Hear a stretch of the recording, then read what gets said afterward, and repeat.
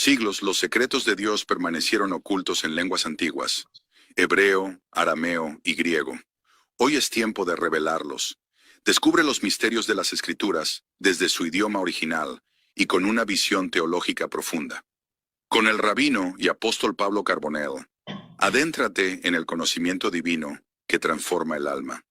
La verdad de Dios revelada, donde el misterio se convierte en luz. Saludos y bendiciones para todos. Buenas tardes. Espero que todos estén bien. Les saluda a su amigo, apóstol y rabino Pablo Carbonell. Un gusto poder estar hoy con ustedes. Buen provecho si están comiendo. Buen provecho para todos. Estamos en el canal 8. Pues bienvenidos a esto que es el programa La Verdad de Dios Revelada. Hoy traemos un tema muy importante. Desde la semana pasada iniciamos una serie, espero se recuerde, y si no también podemos, le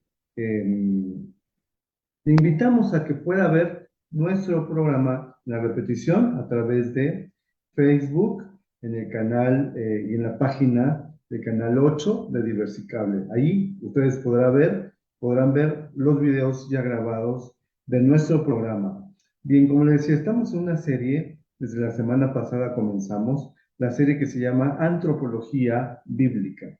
Ya explicamos la semana pasada un tema sumamente importante que de verdad, créanme que complicado muchas veces comprender, ¿verdad? El tema acerca de la formación del hombre, cómo el hombre fue hecho, cómo fue hecho la mujer, de dónde viene, costilla, no costilla, polvo, o de qué elementos fue hecho el hombre. Ya lo explicamos. Hoy vamos a ver un tema también importante. El título que le he puesto al tema de hoy se llama El fruto maldito. Y es que se ha preguntado cuál es, de qué fruta comió el hombre, cuál fue la fruta que Dios había prohibido que el hombre comiera. Usted sabe qué sabor tenía. Hoy vamos a saber qué fruta era y de qué sabor el hombre probó, de qué sabor es esa fruta. Bien, pues vamos a entrar en detalle sobre el tema de hoy. Quiero comentarle que cuando Dios hizo al hombre, la semana pasada hablamos de esto, Dios lo colocó en la tierra, en un huerto. Dios creó un huerto, un paraíso, un oasis, en una región que se llamaba el Edén, por Mesopotamia, por la región de Mesopotamia. Allí fue puesto el primer hombre, llamado Adán. Por supuesto, también su esposa. Ambos se llamaban Adán. Y luego le contaré por qué, de dónde viene el nombre de Eva, ¿verdad? Pero bueno, Adán y Adán estuvieron en el huerto de Edén. Dios, cuando creó el hombre, lo puso allí y le dio instrucciones muy precisas. ¿Okay? La instrucción precisa era que el hombre iba a comer de todo árbol que encontrara del huerto del Edén. Él podía comer de todo, solamente había un solo árbol en el cual él no podía comer de ese árbol. ¿Ok? Era el árbol del conocimiento del bien y del mal. Pero bueno, vamos a comentarle sobre este versículo, ¿le parece? Donde Dios pone al hombre. Está en el libro de Génesis, en la Biblia hebrea se llama Bereshit, capítulo 2, versículo 15, y se lo leo y dice de esta manera, desde el idioma hebreo. Dice, Vayikach Adonai Elohim et Hadam, Vayaminhenu, Began Eden Leobda u Leshomram. ¿Qué significa estas palabras? Significa, en su forma de traducción, tomó pues Adonai Dios al hombre y lo puso en el jardín del Edén para que lo labrara. Aquí viene la primera palabra, labrar, que vamos a explicar qué cosa es, y lo cuidara, ¿ok? Labrar y cuidar. Eso es lo que dicen una de nuestras traducciones más comunes al español, pero usted quiere saber cuál era realmente la función que iba a desempeñar Adán en el huerto del Edén.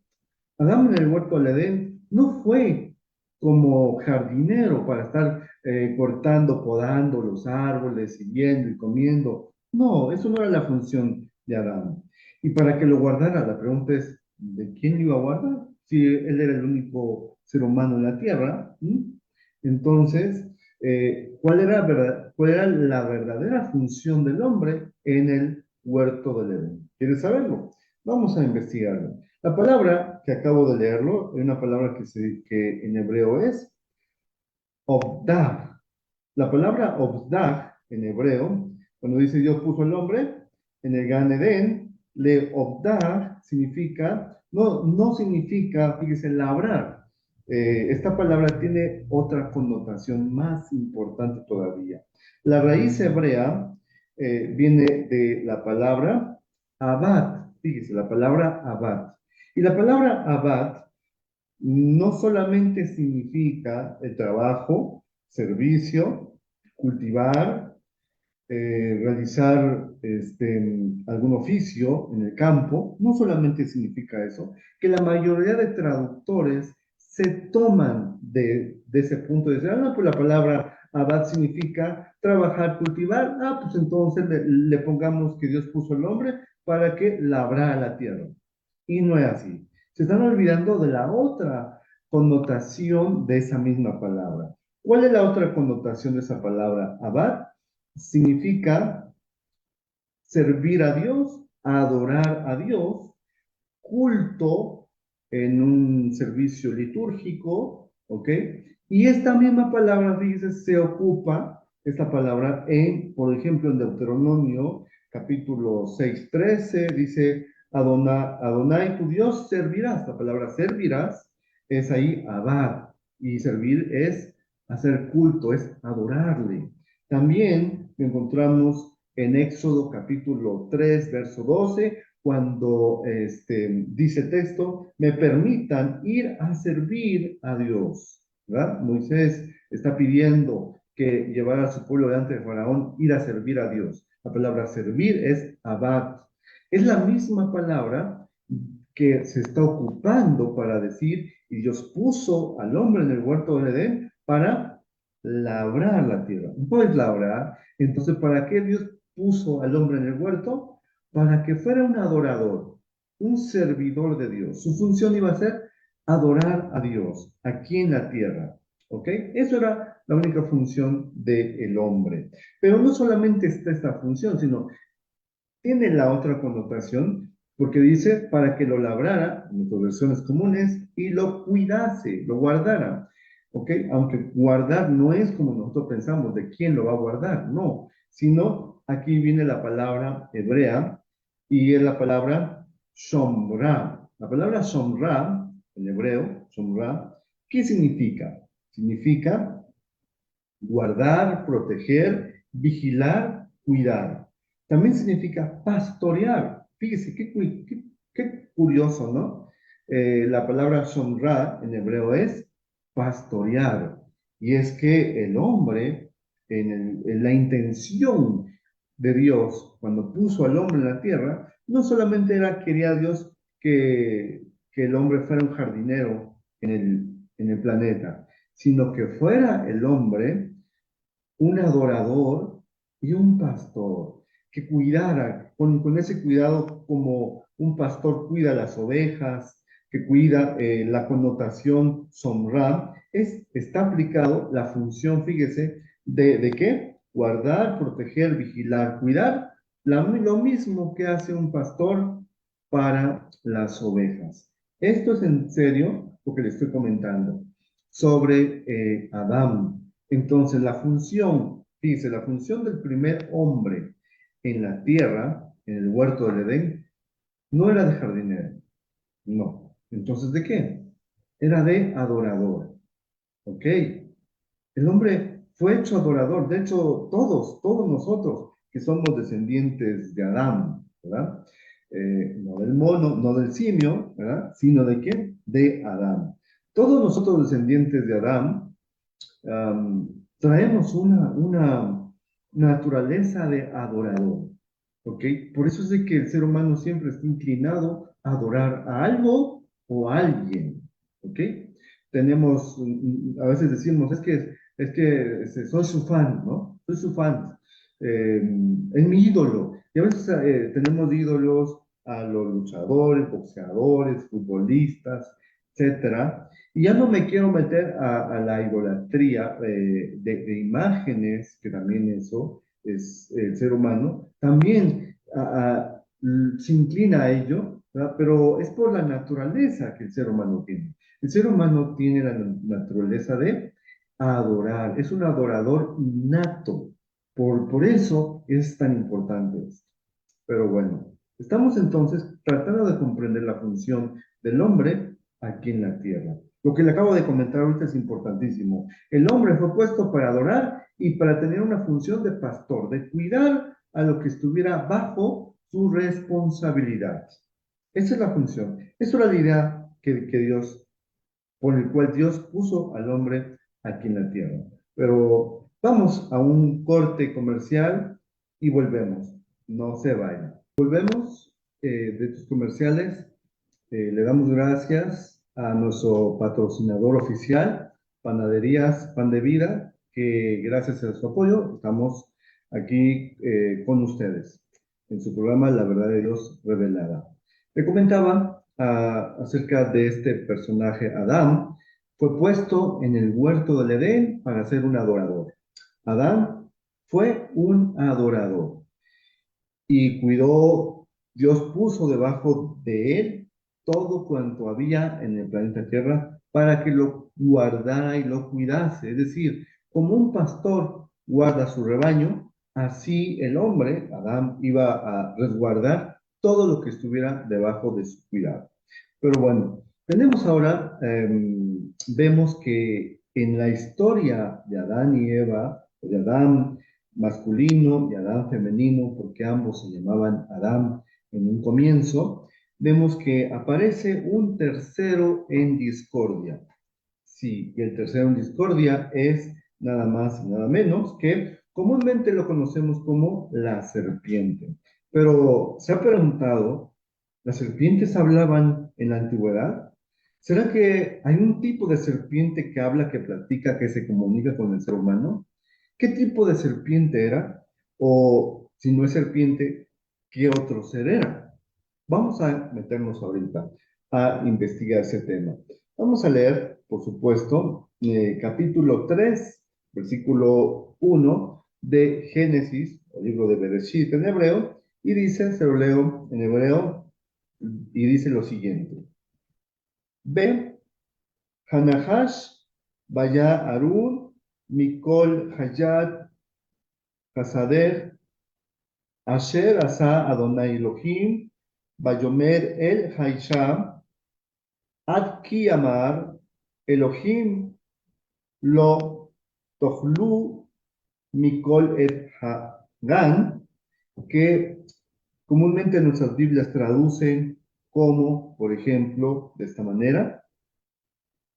Pero la serpiente era astuta más que todos los animales del campo que Adonai Dios había hecho, y dijo a la mujer, con que Dios os ha dicho, no comáis de ningún árbol del jardín. Lo que pregunta la serpiente con la mujer, ¿verdad? Una historia bastante conocida y un pasaje que creo que la mayoría hemos escuchado. Sin embargo, en la traducción en hebreo, no dice así. Por eso hoy vamos a aprender un concepto importante. La palabra Nahash, ¿ok? Se traduce como, entre comillas, serpiente lo traduce. Pero Nahash, ¿qué significa Nahash?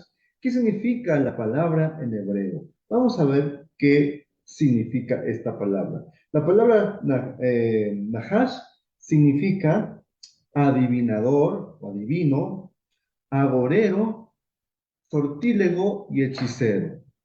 Uy, así como me oye. Esto es lo que significa la palabra Nahash. Como muy malamente traducen, en las Biblias traducen serpiente.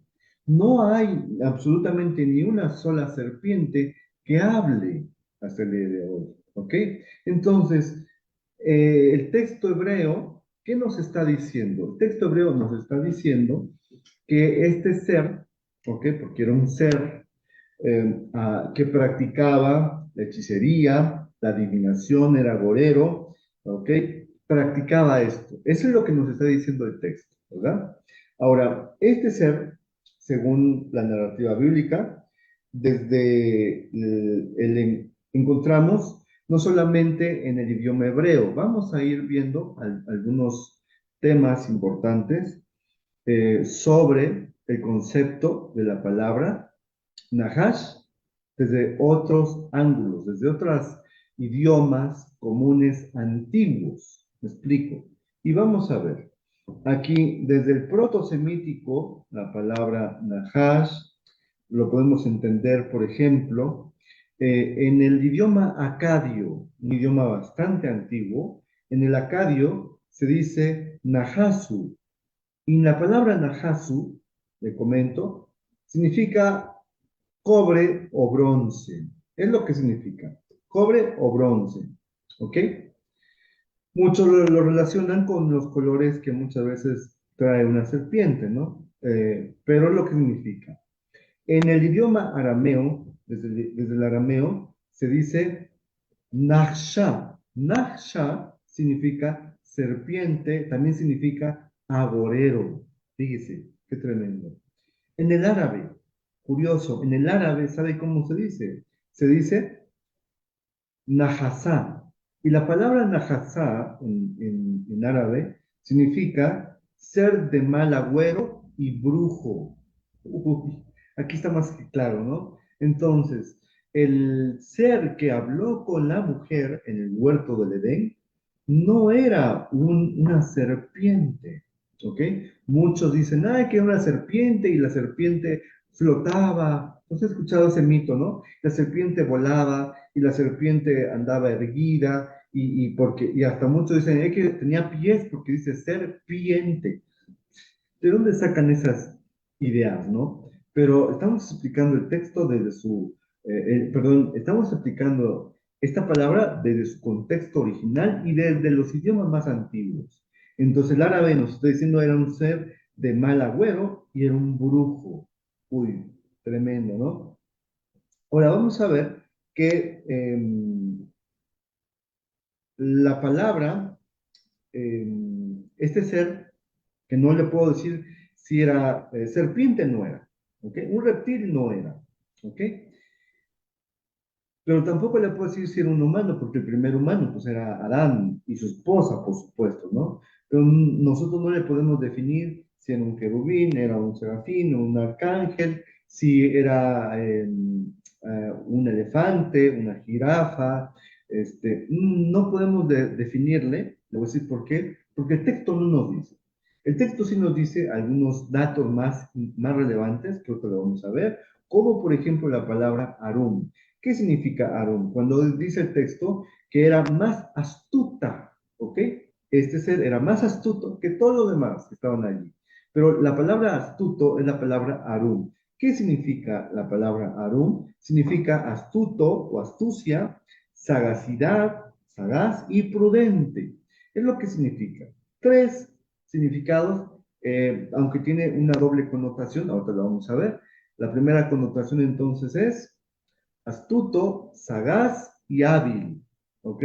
Y la otra connotación, fíjese, significa desnudez, así como no oye. Viene de la raíz hebrea arom. La palabra arum viene de arom, que significa desnudo. Entonces, desnudez. Cuando el hombre y su mujer, Dios los puso en el huerto del Edén, ellos no necesitaban, mire, vestimenta. Ellos traían un cuerpo glorificado.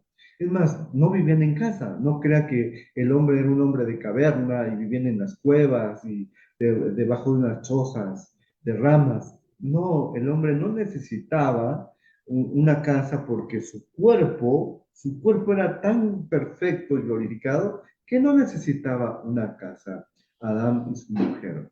Pero sí, fíjese que Dios los puso desnudos. Entonces, cuando el ser, este agorero, brujo, como lo traduce en el árabe, se encuentran y platican, ellos comen de una fruto y van a quedar desnudos.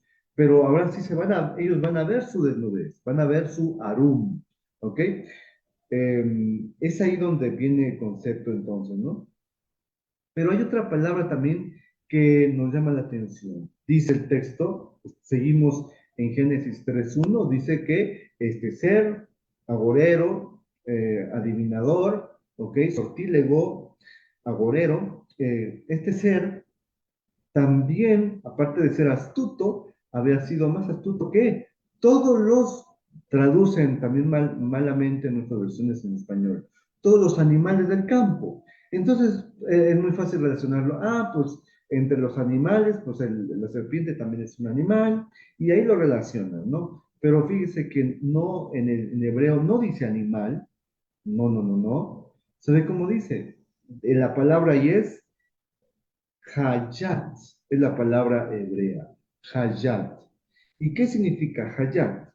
Hayat literalmente significa ser viviente. ¿Ok? ¿Qué significa? Significa ser viviente. Vivir o estar vivo. Es lo que significa la palabra Hayat. Entonces, repetimos.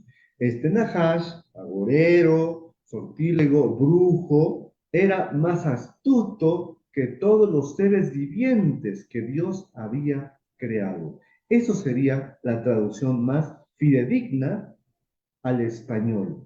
¿Sí me explico? Se lo repito. El Nahash, que sería el brujo, el sortílego, el adivino, era más astuto que todos los seres vivientes que Dios había hecho en la tierra. Eso sería la traducción más concreta. Pero bueno, estamos entonces tratando de entender este significado de estas palabras y nos damos cuenta que realmente el concepto de Nahash, tenemos una idea muy equivocada, ¿verdad? Porque nos dijeron una serpiente y engañó a Eva y la serpiente por aquí y por allá, y siempre estamos pensando que el que engañó a Eva fue una serpiente, y no fue así, fue un ser, como le decía hace un momento. Yo no le puedo decir a usted de qué estirpe era este ser, ¿verdad? Porque la Biblia no me dice. Lo que sí me dice la Biblia, y lo estamos leyendo ahorita, es que este ser tenía una inteligencia muy elevada, una astucia muy elevada, ¿ok? Era sagaz, muy hábil este ser, más que todos los seres vivientes que Dios había hecho. Y cuando hablamos de seres vivientes, déjeme decirle que cuando se aplica la palabra ser viviente, que ahí la palabra hebrea es hayat, ser viviente, se refiere a todo lo que tenga vida en el planeta Tierra, desde los microbios, bacterias, que son microscópicas, ¿ok? Desde cualquier ser, cualquier animal, cualquier, incluso ser vegetal, las flores, los árboles, eh, el pasto, todo lo que tenga vida es un ser viviente, entra dentro de la palabra hayat. Te explico. Entonces puede ser una bacteria, puede ser un molusco, puede ser un sinfín, ¿ok? Entonces yo no le puedo indicar qué ser era. Sin embargo, la palabra nahash no significa serpiente, ¿ok? Estamos ahorita diciéndolo categóricamente. Nahash no significa serpiente. ¿Qué significa? Significa agorero, adivino, y como lo define el idioma árabe, brujo. Esa es la definición. Entonces, Eva, esta mujer, o Javá, me habían dicho el nombre todavía era Adán, femenino, porque todavía no habían pecado, ¿ok?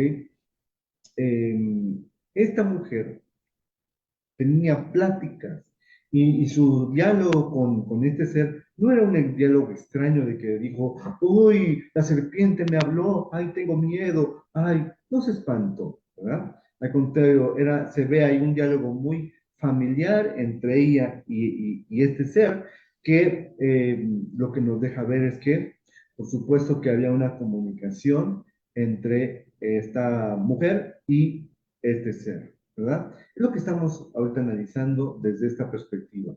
Entonces, Ya explicamos el tercero en discordia, ¿verdad? Tenemos la pareja en el huerto del Edén, que vivieron el tiempo que vivieron antes de pecar, que fue maravilloso para ellos, de adoración, de exaltación a Dios, porque hacían adoración a Dios, era la función por la cual Dios había puesto a esta pareja. Pero también vemos que eh, Dios les dio la facultad de gobernar y juzgar a todo lo que tenían debajo de ellos. Pero bueno, vamos a unos cortes comerciales y volvemos. Entonces, ya les hablamos acerca de la función que tenía el hombre aquí en la tierra. Ya les hablamos acerca del Nahash, este ser que fue mal traducido y que nos lo dejaron en la Biblia como la serpiente. Sin embargo, nada tiene que ver un reptil con este ser que no sabemos su identidad, no sabemos quién era, ni de qué raza, ni de qué estirpe era, ¿no? O existente en el tiempo del hombre y de la mujer. Humano, por supuesto, no era, dado que el hombre, Adán y su mujer, eran los primeros humanos aquí en la tierra. Pero tenemos ahora la piedra de tropiezo, que realmente es donde toma nombre nuestro tema de hoy, ¿no? El fruto maldito. Y es que existe el fruto que el hombre, Adán y su esposa, comieron. ¿De qué fruta era? ¿Ah? ¿Será que era de manzana? Muchos creyeron a partir del siglo XV en adelante que era el árbol de manzana, y déjeme decirle por qué la confusión de manzana. Dado a que la Biblia en el tiempo del siglo XV estaba en latín, se leía la Biblia Vulgata Latina, y en latín, cuando todo el mundo leía concepto, hay una palabra en latín que se dice malum. La palabra malum, desde el latín, tiene dos connotaciones. Fíjese, dos connotaciones. El árbol del conocimiento del bien y del mal, de ahí la palabra mal, si usted busca en latín la palabra mal, le va a aparecer la palabra malum, ¿ok? Pero la otra connotación de esa misma palabra era manzana. ¿Me explico? Entonces, cuando iban a la Biblia y leían en latín, muchos comprendían que era un árbol del conocimiento del mal y otros comprendían que era un árbol de qué? De manzana. Por esa mala traducción que hizo Jerónimo, ¿verdad? En el siglo IV y que el Papa Damaso I, estamos hablando del 405 antes de, perdón, 400 años, 400, en el año 405 después de Cristo, lo van a canonizar como Biblia oficial. Pero bueno, entonces, ¿de qué fruta era lo que estamos leyendo? Vamos a leer el texto, ¿le parece? Vamos a el texto en hebreo para encontrar de qué fruta y de qué sabor o sabores era este fruto. Bien, dice entonces, le leo, el texto en Hebreo capítulo 2 versículo 9, 2:9 dice lo siguiente: Vayas mat Adonai Elohim min ha adama kol etz nehmad lemarje betob lemadkal beetz hayamin bekoh hagan beetz hadat tob ba Ra. Es lo que se dice en hebreo, que traducido es, y el Dios, y el Señor Dios hizo brotar de la tierra todo árbol agradable a la vista y bueno para comer, y el árbol de la vida en medio del jardín, y el árbol del conocimiento. De ahí la palabra dat, conocimiento del bien y del mal. Dat, tov, ba, ra. ¿Ok? Que significa entonces algo del conocimiento del bien y del mal. El texto ya a simple vista en el español se entiende de qué árbol era. ¿Era un árbol de qué? De conocimiento. Era el árbol de conocimiento. No era un árbol de una fruta especial, por ejemplo, ¿no? Bueno, aquí tengo a la mano, por ejemplo, no era una fruta, ¿ah? Especial, decimos, hay una fruta que Adán y Eva agarraron y la comieron, ¿verdad? No, no, no, no era una fruta especial. Entonces, el árbol era un árbol de qué? De conocimiento, para aprender cierto conocimiento. Es metafórico. El árbol, escúchame bien, ahí es un árbol metafórico. No existió como tal un árbol físico, sino era un árbol metafórico. Lo que se estaba diciendo era que había una fuente, allí en el huerto del Edén había una fuente de aprendizaje de conocimientos buenos y conocimientos malos. ¿Ok? Por supuesto, no era manzana, no era papaya, no era melón, no era sandía. No, no, no. Entonces, estamos aprendiendo ahorita desde el idioma hebreo. Pero también dice el texto, fíjese, cuando la mujer empieza a dialogar con Nahash, dice, y la mujer respondió a la Nahash y le dijo, del fruto de los árboles del huerto podemos comer, pero del fruto del árbol que está en medio del huerto, no, dice Dios, no comeréis de él, ni lo tocaréis para que no muráis. Y el Nahash le dijo a la mujer, ciertamente no van a morir, pues Dios sabe que el día que coman de ese árbol serán abiertos vuestros ojos y seréis como Dios conociendo. Fíjese, ¿qué cosa le dijo el Nahash a la mujer? Conociendo el bien y el mal. Conociendo el bien y el mal, dice el texto. Entonces dice, cuando la mujer vio el árbol, que era bueno para comer y agradable a los ojos, o sea, le interesó el conocimiento a Eva, entonces tomó de su fruto y comió y le dio a su marido también, que estaba con ella, y él comió. Entonces fueron abiertos los ojos de ambos y se vieron que estaban desnudos y cosieron hojas de higuera y se hicieron delatadas.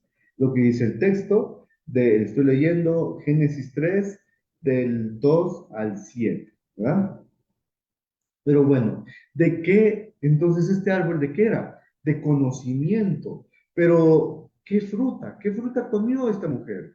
Bueno, comió un fruto de sabiduría, de conocimiento, pero usted si quiere saber de qué sabores era. Este árbol de verdad tenía alrededor, fíjese, alrededor de, le voy a decir, alrededor de 33 sabores distintos. Uh, 33 sabores distintos, que ahorita vamos a aprenderlo, para que veamos qué sabores comieron, qué aprendió Adán y su esposa, qué aprendieron en esa ocasión, ese árbol, qué les enseñó, ¿ok? Dice uno de los textos en el profeta Amós, dice que Dios iba a mandar un tiempo de hambre y de sed, pero no hambre de pan ni de sed de agua, sino de oír la palabra de Dios. Entonces, podemos comer por acá, mire, podemos comer por la boca, sí. Podemos comer por los ojos y podemos comer por los oídos. ¿Me explico? Cuando usted abre sus oídos y escucha, ajá, está alimentándose por oyendo, ¿ok? Usted se puede alimentar viendo, usted leyendo o viendo algo, usted se está alimentando y usted está alimentándose también por la boca. ¿Me explico? Entonces tenga cuidado qué es lo que oye, qué es lo que ve y qué es lo que habla. ¿Ok? Porque puede ser que esté alimentando algo bueno a su vida, o puede ser que se esté alimentando de algo malo, como le pasó a esta primera pareja en el huerto, que vamos a aprender ahorita de qué sabores era. Mire, le cuento así rápidamente. ¿De qué sabores era? La palabra que estamos analizando ahorita en el hebreo, se lo vuelvo a leer. En hebreo, el versículo capítulo 2 versículo 9 en hebreo dice, Vayasmach Adonai Elohim min ha-adama kol etz nechmad lemarje betov lemachkal beetz vayamin bekoh hagan Be'etz, Ha, Da'at, Tov, Ba, Ra. ¿Ok? La palabra Da'at, Da'at, Tov, Ba, Ra, ¿qué significa? Fruto de buen conocimiento de bien y de mal. Conocimiento bien y mal. Era lo que significa la palabra que estamos leyendo. Hadat, Tov, Barra. Pero bueno, ¿qué significa esta palabra? Vamos a entenderlo ahorita desde su propia etimología. ¿Ok? La etimología entonces que estamos analizando ahorita es la palabra raj. La palabra raj en hebreo significa mal. Entonces el árbol era de conocimiento del bien y del qué? Y del mal. Pero ese sabor de mal, vamos a saber de qué sabores era. Le dije 33 sabores. Vamos a ver. El primer, el primer sabor es adversidad. ¿Ok? ¿Qué es adversidad? Una situación difícil o contraria que causa problemas y resistencia. Es lo que, con lo que se encontró cuando el hombre comió. Voy a poner este ejemplo, ¿no? Aunque realmente no fue una fruta literal. Pero cuando el hombre empezó a comer de este conocimiento, empezó a aprender, ¿no? ¿Qué era lo que le estaba enseñando ese árbol? ¿Ok? Aprendió acerca de la adversidad. Empezó a tener una situación difícil o contrario que causa problemas o resistencia. No solamente eso, sino también aflicción. El hombre y su mujer no sabían qué cosa era aflicción, pero en ese momento aprendieron que la aflicción es dolor profundo del corazón, tristeza o sufrimiento intenso. Uy, ¿no? ¿Qué más? Agravio, ofensa o daño que alguien causa a otra persona, que sea moral o legal. Agravio. Y lo vieron con su hijo Caín cuando mató a su hermano Abel. Ahí hicieron un agravio. ¿Ok? Avaricia. El hombre no sabía qué cosa era avaricia. Ahí aprendió la ofensa o daño que alguien causa a otra persona, ya sea moral, perdón, avaricia, deseo exagerado de tener más dinero o bienes sin querer compartirlo. ¿Ok? Eso es avaricia. ¿Qué más? La palabra, fíjense, la palabra raj en hebreo, todos estos significados, esta explicación que les estoy dando, es lo que significa la palabra raj. ¿Ok? Entonces, ¿qué más significa? Significa calamidad, desastre, grande que afecta a muchas personas o causa mucho daño. ¿Ok? Calamidad. También está la calumnia. Uy, ¿alguna vez usted ha sido calumniado? ¿Ok? Pues fíjese que esto es parte del sabor de ese fruto que comió Adán y su esposa. La calumnia, mentira dicha para dañar la reputación de alguien, mientras no sea verdad, ¿ok? Castigo, fíjese, la palabra castigo también viene de la palabra raj en hebreo, y la palabra castigo significa consecuencia negativa dada por una falta o una mala acción. Estamos todavía en la 7 para 33, ¿ok? Depravación en la octava, depravación. El hombre cuando comió el fruto aprendió qué cosa era la depravación, corrupción moral profunda, comportamiento muy perverso o dañado. Uy, imagínense cómo se volvió Adán y su esposa, ¿no? Desastre, evento terrible que produce destrucción y desorden, ¿ok? Desgracia, situación dolorosa o desafortunada que llega de manera inesperada. Eso es lo que le pasó al hombre después de comer, ¿ok? Una desgracia. Destructor, que causa daño grave, ruina y destruye. Dificultad. Su vida se les dificultó, a partir de ahí esa pareja empezaron a tener todos estos problemas que fueron aprendiendo, fíjese, ¿no? Entonces, dificultad, algo complicado de hacer, enfrentar o resolver. Dolor. El hombre no sabía de dolor, ahí aprendió a tener dolor. Sensación física o emocional desagradable, sufrimiento. Fastidio, molestia o irritación causada por algo que incomoda. De pronto el hombre empezó a tener fastidio de su mujer y la mujer de él, y se sentían fastidiados ambos, pero era porque era consecuencia, porque ellos aprendieron, era el sabor prácticamente de este fruto. Espero darme a entender. ¿Ok? Fastidio. Bien, vamos a ver entonces feroz, violento, impío, infortunio, inicuo, injusticia, maldad, malestar, malicia, malignidad, tenemos malvado, fíjese, molesto, pecado, pertinioso, perversidad, quebrantamiento, todo esto significa sarna, enfermedad terrible, tristeza. Esto es lo que significa entonces los sabores que comió Adán y Eva en el huerto del Edén. Fíjese, entonces no era una fruta común, era conocimiento. Todo este conocimiento lo aprendió y le afectó en su vida y nos pasó a traer a todos, por supuesto, ¿verdad? Espero que le haya gustado nuestro programa. Le esperamos la próxima semana, igual a las 2 de la tarde. Le damos gracias por estar con nosotros y también agradecemos a nuestro patrocinador oficial, Panaderías Pan de Vida. Bendiciones para todos. Saludos. Bendiciones. Por siglos los secretos de Dios permanecieron ocultos en lenguas antiguas, hebreo, arameo y griego. Hoy es tiempo de revelarlos. Descubre los misterios de las Escrituras desde su idioma original y con una visión teológica profunda. Con el rabino y apóstol Pablo Carbonell, adéntrate en el conocimiento divino que transforma el alma. La verdad de Dios revelada, donde el misterio se convierte en luz.